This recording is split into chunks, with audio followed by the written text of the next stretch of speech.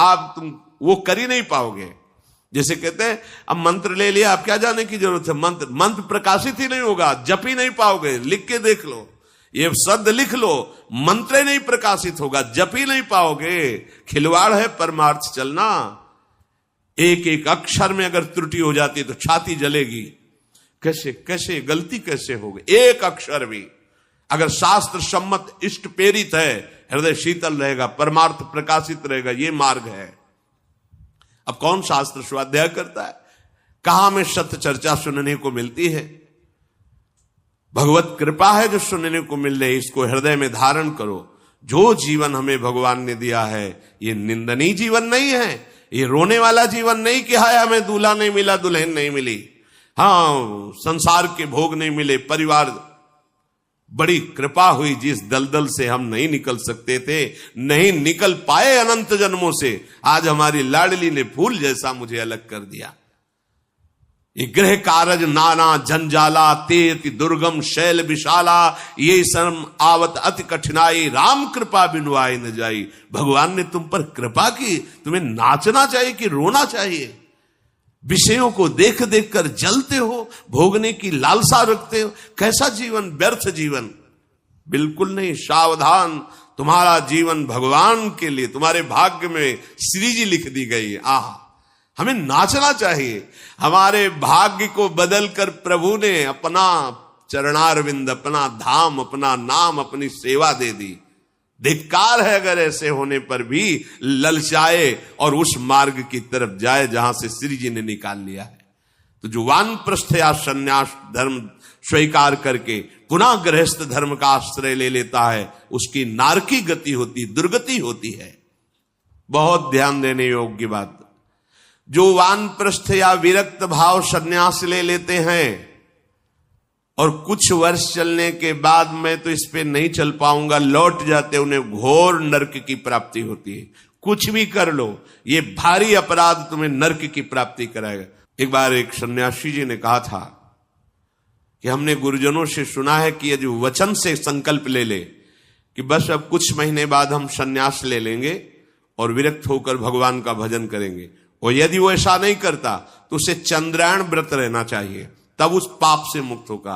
चंद्रायण व्रत कहते हैं प्रतिपदा को 1 ग्रास, द्वितीया को 2 ग्रास और अमावस्या को 15 ग्रास, फिर नीचे घटाते चले जाओ 14, 13, 12, 11 ऐसे, पूर्णिमा को पूर्ण 1 महीने ऐसे उपवास रहने से हम सन्यास लेंगे। इस बात के अपराध का उसको सन्यास लिया नहीं, केवल घोषणा कर दी थी। और जो सन्यास ले लिया या वानप्रस्थ, वानप्रस्थ कहते हैं पत्नी के सहित विरक्त होकर भजन करना। गृहस्थ में थे, अब निर्णय कर लिया कि अब आजीवन हम ब्रह्मचर्य रहेंगे और भगवान का भजन करेंगे, धाम तीर्थ वन आदि में रहकर वो जीवन में दोनों भजन करके भगवान की प्राप्ति में लगा, उन्हें वानप्रस्थ कहते हैं। सन्यास जो पूर्णतया वैराग्यवान होकर केवल भगवान के आश्रित जीवन। सन्यास मार्ग में माता पिता परिवार का दिया हुआ कुछ स्वीकार नहीं किया जाता, उनके द्वारा भरण पोषण नहीं स्वीकार किया जाता। अगर स्वीकार करता है अपने धर्म से भ्रष्ट हो जाता है। ये मनमानी आचरण, न शास्त्र स्वाध्याय है, न सत्संग में श्रद्धा है। मनमानी आचरण से अध्यात्म मार्ग प्रकाशित नहीं होता। जिसने सन्यास ले लिया और वो फिर गृहस्थ में लौट जाता है, अब हमसे तो होने वाला नहीं, तो उसे आरूढ़ पतित कहते हैं। आरूढ़ पतिते दत्तो मन्यान योपहृतम चयत, उसको दुर्गति प्राप्त होती है। इसलिए होश में, ये मार्ग ऐसा नहीं अब हमारा मन नहीं लगता, अरे अहो भाग्य है कि तुम्हारे भाग्य से विषय भोग मिटा दिया भगवान ने, तुम्हें परमार्थ का मार्ग दे दिया। जिसको छोड़ना कठिन है भगवान ने उसे काट दिया, चलो मेरे मार्ग में चलो। हम मनमानी आचरण नहीं, बिल्कुल नहीं। यहां शास्त्र आदेश करता है, ऐसे नहीं होना चाहिए कि 4 दिन हुए कपड़ा उतार दिया, कपड़े बदल लिए, 5वें दिन फिर उसी पोशाक में। तो जानते हो इससे क्या होगा? जीवन भर कुछ कर लो, दुर्गति प्राप्त होगी। तस्मात् शास्त्रम प्रमाणम ते कार्य, ये कानून है। कानून में फंस गए तो सजा निश्चित होगी। ये भागवतिक कानून, जैसे एक राजकीय कानून है, तो ये भागवतिक त्रिभुवन का कानून है। त्रिभुवन में कहीं यही कानून काम करेगा। अलग अलग देश का कानून है, लेकिन ये त्रिभुवन का कानून, विश्व का कानून है, ये भगवदी कानून है। अगर इसमें फंस गए तो निकलना मुश्किल हो जाएगा। बहुत शास्त्र के अनुसार चलो। तो जो वानप्रस्थ या सन्यास लेकर के पुनः गृहस्थ धर्म से युक्त हो जाता है, उसकी दुर्गति निश्चित हो जाती है। और जो पापाचरण करके, अन्याय से, अधर्म से छीन झपट करके धन, और सोचता है उसमें कुछ दान कर देंगे। जैसे किसी ने प्रश्न किया था ब्लैक और व्हाइट, कि अब हम तो ब्लैक और व्हाइट का मतलब काला और सफेद समझते हैं, तो काला धन का मतलब होता होगा अधर्माचरण या जो राजकीय विभाग से पास ना हो, उसे ही काला धन कहते होंगे। तो काला धन काला ही रहता है, कोई व्हाइट नहीं कर सकता उसे। जमा कर लो, एक समय आएगा कि ट्रक में लद के सब चला जाएगा, तुम भी लद के चले जाओगे। अगर वो समय ना आया तो यमराज के दूत तुम्हें ले जाएंगे, सब यही पड़ा रहेगा। होश में चलो। दान किसे कहते हैं? खूब मेहनत करो, धर्म से कमाओ, फिर उससे एक रोटी की व्यवस्था किसी की भी कर दो, उसे सतदान कहते हैं। लाखों बेईमानी से कमाए, अधर्म आचरण से दूसरों को चूस चूस के ऐसा दुख दे कर, फिर सोचा कि लाख में 10,000 दे देते हैं, व्हाइट हो जाएगा। व्हाइट नहीं हो जाएगा, ये और तुम्हारे ऊपर आक्रमण कराएगा। क्योंकि जिनको दे रहे हो उनकी भी बुद्धि तो भ्रष्ट होगी, तो तुम्हारा धर्म बनाना, हाँ, व्हाइट नहीं होगा, फाइट होगी। अब मार पिटाई शुरू करवाएगा, वो ऐसे आचरण करवाएगा, जहां जाएगा वहां खोपड़ी फोड़ेगा। उसका परिणाम जब आपके आएगा तो आपकी खोपड़ी फूटेगी। व्हाइट तो तब हो सकता है जब व्हाइट चलो। व्हाइट का तात्पर्य होता प्रकाश, श्वेत, ये लक्षण सतोगुण का। सात्विक भाव से चलो, मेहनत की कमाई से, पसीना चुहा के खूब मेहनत किया और फिर किसी को दिया, तुम्हारा परिवार उन्नतिशील रहेगा, तुम्हें लोक परलोक में सुख प्राप्त होगा। अन्याय से कमाए हुए धन का दान पतित कर देता है, पतित कर देता है। अब इसमें एक उपाय है, मुझे पता नहीं था, प्रमादवश मेरे से गलती हो गई, कभी जीवन में गलती नहीं करूंगा, अब सुधार के लिए करो, हो जाएगा। मुझे पता नहीं था, मैंने कभी सुना ही नहीं था, बस यही था कि धन प्राप्त करूं, धन प्राप्त करूं, और गलती हो गई। अब मुझे पता चला कि मैंने गलत किया है, तो आप अब लो नशानी, अब ना नशे करो, गौ सेवा, संत सेवा, ठाकुर सेवा, गलती आगे से नहीं करूंगा। ये एक सूत्र बहुत बड़े, अवलो नशानी अबना नशे, ये सबको पावन कर देता है, सब कुछ पावन कर देता है। पर ये ऐसा नहीं कि हम 100 कमा रहे हैं बेईमानी से तो 10 देते रहेंगे तो 90 व्हाइट होते रहेंगे, ऐसा कदापि कहीं नहीं लिखा। ये शास्त्र है, तस्मात् शास्त्रम प्रमाणन्ते। कई बार लोग प्रश्न करते हैं इस विषय का, ध्यान से सुन लो। अन्याय से कमाया हुआ धन अगर उसे हम दान भी करते हैं तो वो पतित ही करेगा, गिराएगा ही, किसी काम का नहीं। जब तुम्हारा शरीर अपवित्र है तो आचरण अपवित्र होंगे, तो पाप बनेगा, पाप से तुम्हें शरीर को दुख भोगना पड़ेगा। बिल्कुल समझ खत्म होती चली जा रही। राधे राधे दोस्तों, स्वागत है आपका एक और नए वीडियो पर। दोस्तों, आज की वीडियो में महाराज श्री प्रेमानंद जी, श्री अनिरुद्ध आचार्य जी हमको बताएंगे कि स्वच्छ स्नान भोजन कैसे करना चाहिए। बहुत लोगों को यह नहीं पता है, इसीलिए घर में दुख तकलीफ रोग आता है। इन बुरे चीजों से बचने के लिए महाराज जी वीडियो में बताएंगे। आप वीडियो पूरा देखिए, तभी जान पाओगे, और कमेंट करके जरूर बताना कौन सा महाराज का विचार आपको अच्छा लगा। शरीर को सजाने में प्रियता है, लेकिन पवित्रता क्या है ये ज्ञान नहीं है। शौचाचार की पवित्रता का बिल्कुल ज्ञान नहीं, बस सजाने की प्रियता है। बाहर से चिकना दिखना चाहिए, लेकिन वो पवित्र है कि नहीं उसको ज्ञान नहीं है, बिल्कुल पता ही नहीं। शौचाचार का पशुवत आचरण है, देखने को मिलते हैं। खड़े खड़े लघु शंका कर रहे हैं, मुंह में बीड़ी, ऐसे वही जनेन्द्री को छुआ ऐसे कर, ना हाथ धोना, ना आचमन करना, न पैर धोना, बिल्कुल पशुता का आचरण है। भला पवित्र शरीर है तो मन तुम्हारा पवित्र कैसे हो सकता है? तुम्हारे आचरण अपवित्र हैं, तुम्हारा शरीर पवित्र है। शौच गए वैसे ही, जैसे हाथ धोया उससे साबुन, बस ऐसे निकल पड़े कपड़ा, वैसे सब अपवित्र, पूरे घर में वो पूरा घर अपवित्र। तो समझते हैं कि हम बहुत स्वच्छ, बहुत वीआईपी है। वीआईपी का मतलब बहुत अपवित्र हैं, उनको ये ज्ञान नहीं। और एक रंग चढ़ा है नए समय में, जूता मोजा पहनकर भोजन पा रहे हैं। देखो कैसी, अरे साधारण आदमी जिसको कोई शास्त्र से मतलब नहीं, किसान आदमी जो हाथ पैर धो करके पीढ़ा पे बैठ करके भोजन पाने जाए, इतनी पवित्रता तो हमने गांव में देखी है। बिल्कुल शास्त्र नहीं जानते, कुछ नहीं, पर भोजन पाना है तो हाथ पैर धोए और लकड़ी के पीढ़ा में बैठ के और जय भगवान हाथ जोड़ करके जमीन पर बैठ के भोजन पाए। आज चाहे वो चमड़े का जूता हो, चाहे ध्यान रखना, चमड़े की बेल्ट पहनने वाला और चमड़े के जूता पहनने वाले को गौ हत्या का पाप लगता है।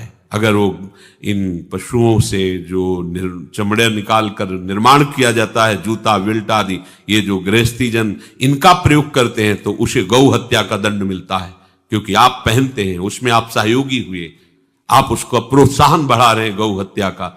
ये अब वही सब पहने, वही सोच में कपड़े पहने हैं, वही भोजन में कपड़े पहने हैं, साधना होगी, पवित्रता ही नहीं जानते हैं। लघु शंका करने के बाद यदि आपने जनेन्द्रीय का प्रक्षालन नहीं किया, हाथ नहीं धोया, चरण नहीं धोए, आचमन नहीं किया, तो आप तो अपवित्र हैं। अरे लघु शंका की क्या है, शौच होने के बाद नहीं, विचार बिल्कुल शून्य हो गया है, बस शरीर आराम, पशु की तरह शरीर आराम। क्या शरीर आराम रहेगा? जब तुम्हारा शरीर अपवित्र है तो आचरण अपवित्र होंगे तो पाप बनेगा, पाप से तुम्हें शरीर को दुख भोगना पड़ेगा। बिल्कुल समझ खत्म होती चली जा रही। कल केवल मल मूल मलिना, ये नाना प्रकार के पापाचरणों की जो हमारी प्रवृत्ति बढ़ती जा रही है, उसका कारण है खान पान अपवित्र, शरीर अपवित्र। हमने देखा है, वो आपको मजाक सा लगेगा, भोजन पाने के समय घर के जितने भी वयस्क जन होते थे, जब कच्चा भोजन पाया जाता था तो ऊपर के वस्त्र उतार देते थे, एक धोती नीचे पहने हुए ऐसे पाते देखा। बाद में विचार कितनी पवित्रता, क्योंकि वो कपड़े पहनकर बाहर कार्यों और ऐसे जल लेकर के ऐसे आचमन कर हाथ जोड़कर थोड़ी देर, किसान आदमी, वो कोई साधु महात्मा नहीं, कोई वैष्णव नहीं, किसान आदमी की बात कर रहे हैं।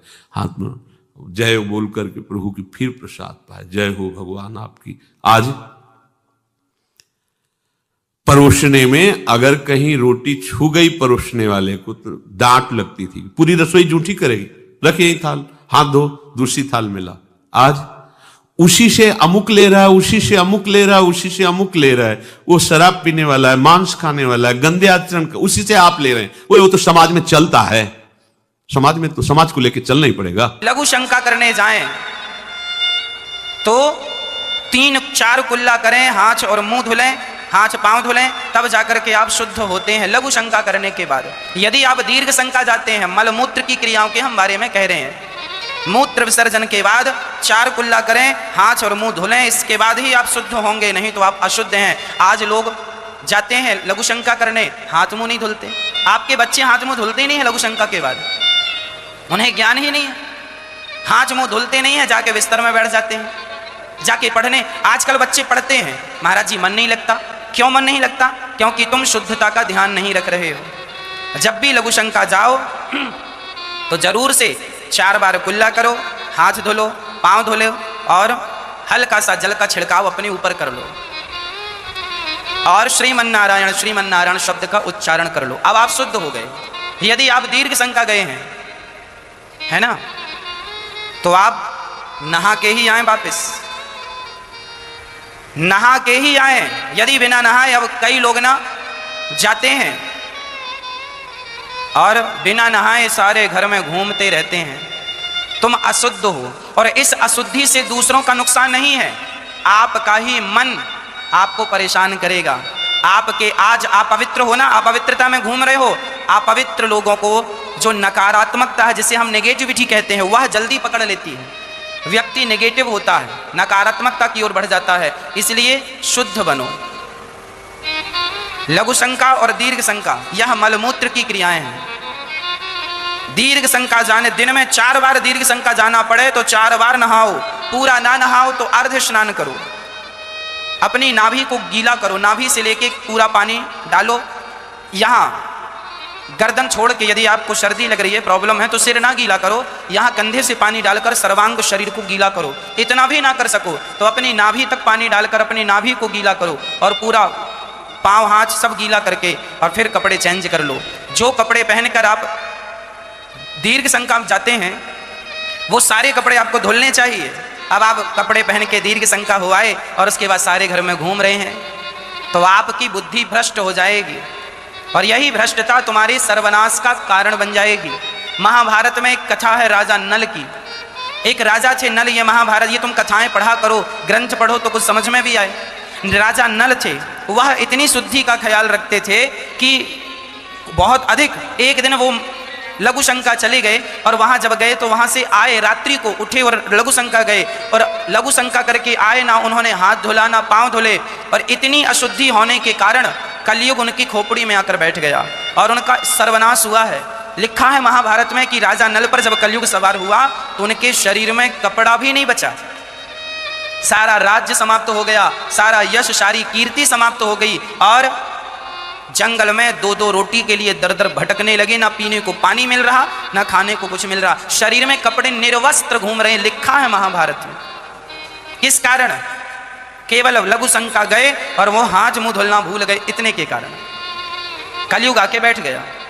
इसलिए आप तो कलयुग में ही रहते हैं, इसलिए जितना बच सको अपने आप को बचाओ। यदि आप शुद्ध रहोगे तो मुझे विश्वास है कि और लोग जितने परेशान हैं आप उनकी अपेक्षा कई गुना ज्यादा सुखी रहेंगे। इन छोटी छोटी बातों का ध्यान रखेंगे तो शुद्धता जरूरी है। अब देखो कहावत हमारे बड़े बुजुर्ग कह रहे हैं, जैसी राखो शुद्धि, आगे आप बोलो, वैसी बने बुद्धि।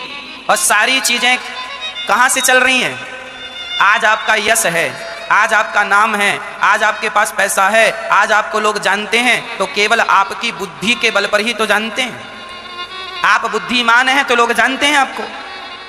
तो जो आपकी बुद्धि है, क्या इस बुद्धि का संरक्षण करना आपका धर्म नहीं है? बोलो।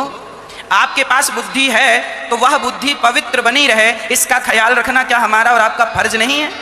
है। इसलिए आपका यदि आपकी शुद्धि बिगड़ जाएगी तो उसी दिन बुद्धि भी बिगड़ जाएगी। इसलिए शुद्धि ना बिगड़ने देना। और छोटे छोटे बच्चों को यही संस्कार दो कि लघु शंका जाओ।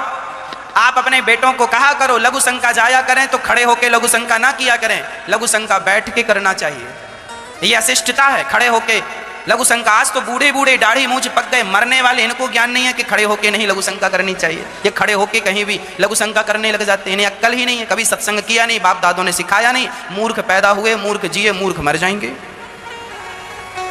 इन्हें कोई ज्ञान नहीं शास्त्रों का, सिद्धांतों का। ये तुम्हारी पृथ्वी माता है। क्या है? माता है। और हम माता की गोद में। अच्छा, हम अपनी माँ की गोद में हैं। जब हम छोटे से थे ना, तब हम माँ की गोद में यदि सुसु कर देते थे ना तो वो अपराध नहीं होता था। छोटा सा बच्चा अपनी माँ की गोद में यदि सुसु कर दे तो क्या अपराध है?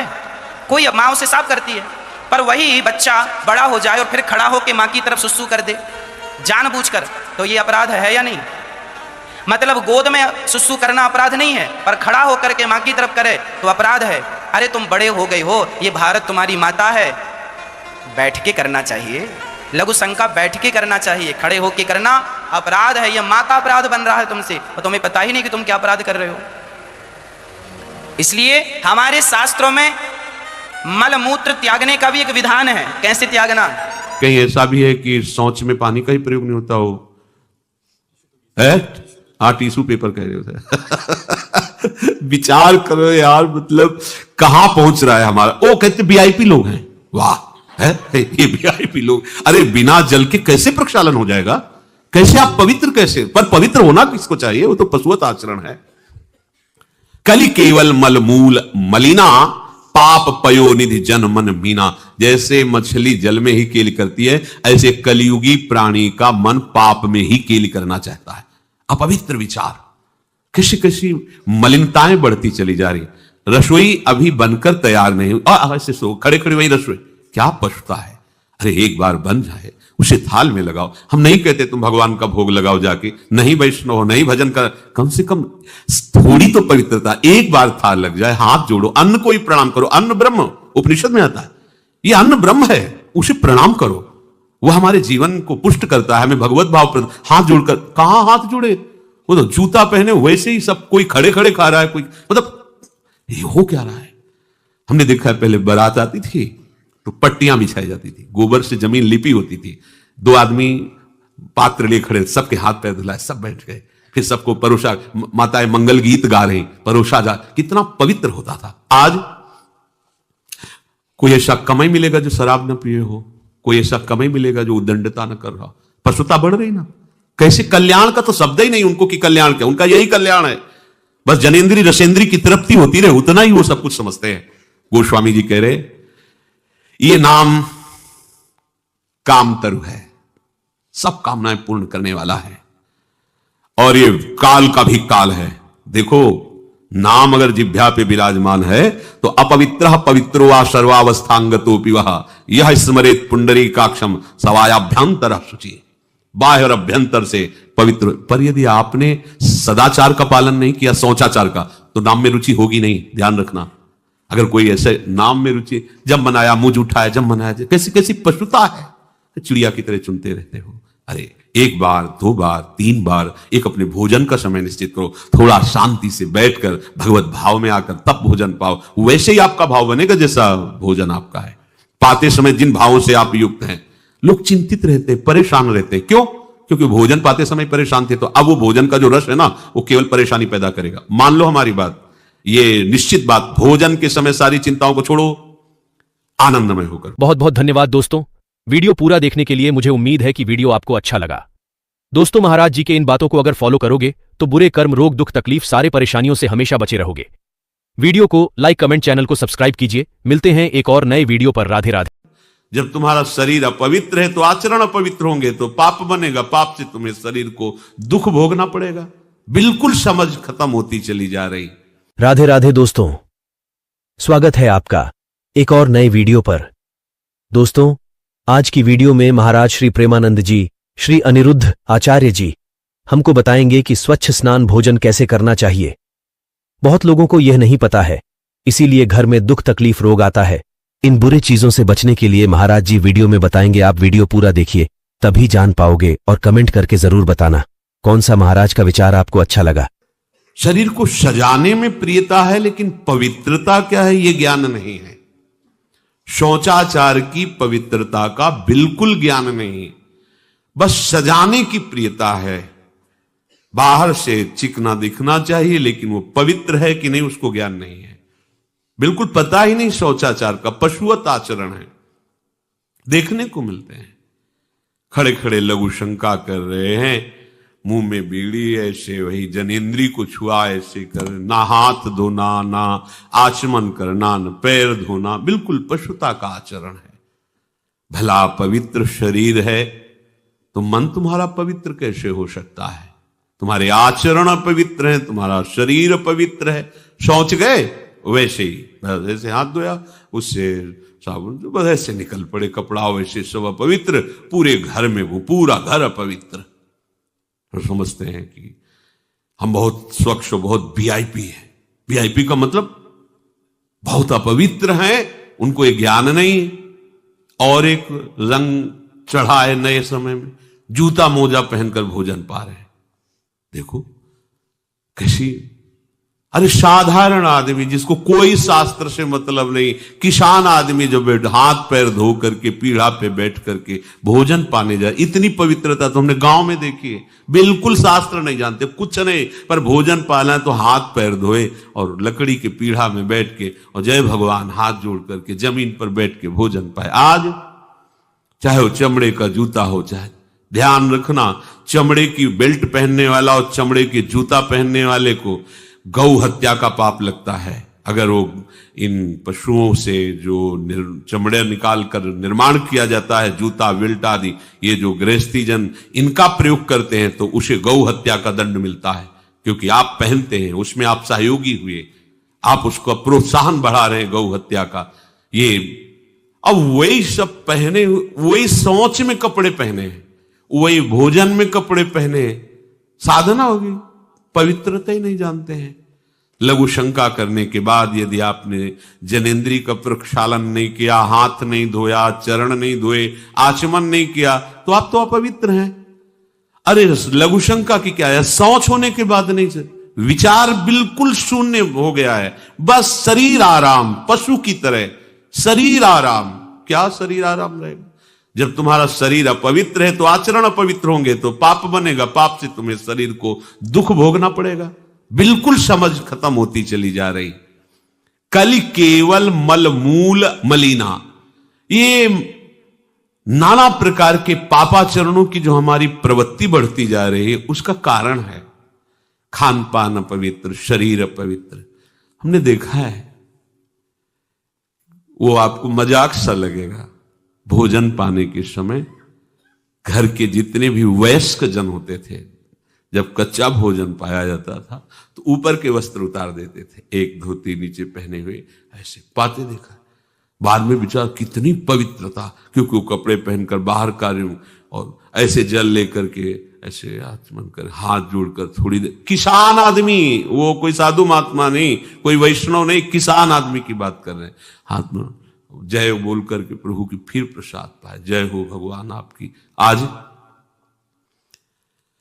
परोसने में अगर कहीं रोटी छू गई परोसने वाले को तो डांट लगती थी, पूरी रसोई जूठी करेगी, रखे यही थाल, हाथ धो, दूसरी थाल मिला। आज उसी से अमुक ले रहा है, उसी से अमुक ले रहा है, उसी से अमुक ले रहा है, वो शराब पीने वाला है, मांस खाने वाला है, गंदे आचरण, उसी से आप ले रहे हैं। वो तो समाज में चलता है, समाज में तो समाज को लेकर चलना ही पड़ेगा। लघु शंका करने जाएं तो 3-4 कुल्ला करें, हाथ और मुंह धुलें, हाथ पांव धुलें, तब जाकर के आप शुद्ध होते हैं लघु शंका करने के बाद। यदि आप दीर्घ शंका जाते हैं, मल मूत्र की क्रियाओं के हम बारे में कह रहे हैं, मूत्र विसर्जन के बाद 4 कुल्ला करें, हाथ और मुंह धुलें, इसके बाद ही आप शुद्ध होंगे, नहीं तो आप अशुद्ध हैं। आज लोग जाते हैं लघु शंका करने, हाथ मुंह नहीं धुलते। आपके बच्चे हाथ मुंह धुलते ही नहीं है लघु शंका के बाद, उन्हें ज्ञान ही नहीं है, हाथ मुंह धुलते नहीं है, जाके बिस्तर में बैठ जाते हैं, जाके पढ़ने। आजकल बच्चे पढ़ते हैं, महाराज जी मन नहीं लगता। क्यों मन नहीं लगता? क्योंकि तुम शुद्धता का ध्यान नहीं रख रहे हो। जब भी लघु शंका जाओ तो जरूर से 4 बार कुल्ला करो, हाथ धो लो, पांव धो लो और हल्का सा जल का छिड़काव अपने ऊपर कर लो और श्रीमन्नारायण शब्द का उच्चारण कर लो। अब आप शुद्ध हो गए। यदि आप दीर्घ शंका गए हैं, है ना, तो आप नहा के ही आए, वापस नहा के ही आए। यदि बिना नहाए, अब कई लोग ना जाते हैं और बिना नहाए सारे घर में घूमते रहते हैं। तुम अशुद्ध हो और इस अशुद्धि से दूसरों का नुकसान नहीं है, आपका ही मन आपको परेशान करेगा। आपके आज अपवित्र हो ना, अपवित्रता में घूम रहे हो, अपवित्र लोगों को जो नकारात्मकता है, जिसे हम नेगेटिविटी कहते हैं, वह जल्दी पकड़ लेती है। व्यक्ति नेगेटिव होता है, नकारात्मकता की ओर बढ़ जाता है। इसलिए शुद्ध बनो। लघु शंका और दीर्घ शंका यह मलमूत्र की क्रियाएं हैं। दीर्घ शंका जाने, दिन में 4 बार दीर्घ शंका जाना पड़े तो 4 बार नहाओ, पूरा ना नहाओ तो अर्ध स्नान करो। अपनी नाभि को गीला करो, नाभि से लेके पूरा पानी डालो। यहाँ गर्दन छोड़ के, यदि आपको सर्दी लग रही है, प्रॉब्लम है, तो सिर ना गीला करो, यहाँ कंधे से पानी डालकर सर्वांग शरीर को गीला करो। इतना भी ना कर सको तो अपनी नाभि तक पानी डालकर अपनी नाभि को गीला करो और पूरा पाँव हाथ सब गीला करके और फिर कपड़े चेंज कर लो। जो कपड़े पहनकर आप दीर्घ शंका जाते हैं वो सारे कपड़े आपको धुलने चाहिए। अब आप कपड़े पहन के दीर्घ शंका हो आए और उसके बाद सारे घर में घूम रहे हैं तो आपकी बुद्धि भ्रष्ट हो जाएगी और यही भ्रष्टता तुम्हारे सर्वनाश का कारण बन जाएगी। महाभारत में एक कथा है राजा नल की। एक राजा थे नल, ये महाभारत, ये तुम कथाएं पढ़ा करो, ग्रंथ पढ़ो तो कुछ समझ में भी आए। राजा नल थे, वह इतनी शुद्धि का ख्याल रखते थे कि बहुत अधिक। एक दिन वो लघु शंका चले गए और वहाँ जब गए तो वहाँ से आए, रात्रि को उठे और लघु शंका गए और लघु शंका करके आए, ना उन्होंने हाथ धुला ना पाँव धुले और इतनी अशुद्धि होने के कारण कलयुग उनकी खोपड़ी में आकर बैठ गया और उनका सर्वनाश हुआ है। लिखा है महाभारत में कि राजा नल पर जब कलयुग सवार हुआ तो उनके शरीर में कपड़ा भी नहीं बचा, सारा राज्य समाप्त हो गया, सारा यश सारी कीर्ति समाप्त हो गई और जंगल में 2-2 रोटी के लिए दर दर भटकने लगे, ना पीने को पानी मिल रहा, ना खाने को कुछ मिल रहा, शरीर में कपड़े निर्वस्त्र घूम रहे हैं, लिखा है महाभारत में। किस कारण? केवल लघु शंका गए और वो हाथ मुंह धुलना भूल गए, इतने के कारण कलयुग आके बैठ गया। इसलिए आप तो कलयुग में ही रहते हैं, इसलिए जितना बच सको अपने आप को बचाओ। यदि आप शुद्ध रहोगे तो मुझे विश्वास है कि और लोग जितने परेशान हैं आप उनकी अपेक्षा कई गुना ज्यादा सुखी रहेंगे। इन छोटी छोटी बातों का ध्यान रखेंगे तो शुद्धता जरूरी है। अब देखो कहावत हमारे बड़े बुजुर्ग कह रहे हैं, जैसी राखो शुद्धि, आगे आप बोलो, वैसी बने बुद्धि। और सारी चीजें कहां से चल रही हैं? आज आपका यश है, आज आपका नाम है, आज आपके पास पैसा है, आज आपको लोग जानते हैं तो केवल आपकी बुद्धि के बल पर ही तो जानते हैं। आप बुद्धिमान हैं तो लोग जानते हैं आपको। तो जो आपकी बुद्धि है, क्या इस बुद्धि का संरक्षण करना आपका धर्म नहीं है? बोलो। आपके पास बुद्धि है तो वह बुद्धि पवित्र बनी रहे, इसका ख्याल रखना क्या हमारा और आपका फर्ज नहीं है? है। इसलिए आपका यदि आपकी शुद्धि बिगड़ जाएगी तो उसी दिन बुद्धि भी बिगड़ जाएगी। इसलिए शुद्धि ना बिगड़ने देना। और छोटे छोटे बच्चों को यही संस्कार दो कि लघु शंका जाओ। आप अपने बेटों को कहा करो लघु शंका जाया करें तो खड़े होकर लघु शंका ना किया करें, लघु शंका बैठ के करना चाहिए। ये अशिष्टता है, खड़े होके लघु शंका। आज तो बूढ़े बूढ़े दाढ़ी मूंछ पक गए मरने वाले, इनको ज्ञान नहीं है कि खड़े होके नहीं लघु शंका करनी चाहिए। ये खड़े होके कहीं भी लघु शंका करने लग जाते हैं, इन्हें अक्ल ही नहीं है, कभी सत्संग किया नहीं, बाप दादों ने सिखाया नहीं। मूर्ख पैदा हुए, मूर्ख जिए, मूर्ख मर जाएंगे। इन्हें कोई ज्ञान नहीं शास्त्रों का, सिद्धांतों का। ये तुम्हारी पृथ्वी माता है। क्या है? माता है। और हम माता की गोद में। अच्छा, हम अपनी माँ की गोद में हैं। जब हम छोटे से थे ना, तब हम माँ की गोद में यदि सुसु कर देते थे ना तो वो अपराध नहीं होता था। छोटा सा बच्चा अपनी माँ की गोद में यदि सुसु कर दे